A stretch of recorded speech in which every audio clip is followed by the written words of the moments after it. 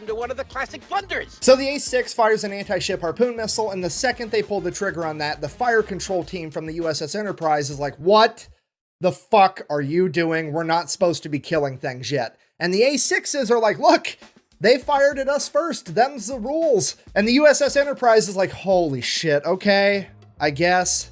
Let him have it. Then the harpoon missile finally makes impact. It's a bullseye. The A6s do a U-turn, go, drop another 500-pound laser-guided bomb right through the deck of this frigate, fly past it, do another U-turn, come back, drop a 1,000-pound bomb on it. Then they radio over to the Enterprise and like, yeah, it's definitely gonna sink. We're gonna head back. So the A6s take off, headed back to the Enterprise, and like 5 minutes later, Delta Group shows up with their warships and begin firing on the already sinking frigate. They hit the magazine, the frigate explodes, rapidly sinks to the ocean floor. At this point, naval leadership is like, okay, Jesus Christ, everybody stop killing things. We need to figure out what all happened. We got to keep this proportional, remember.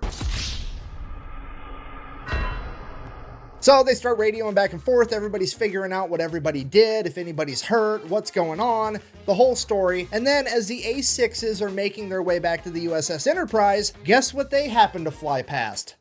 The other modern frigate. So now the entire US Navy's looking at this last frigate like SpongeBob looking at a jug of water. I don't need it. I don't need it.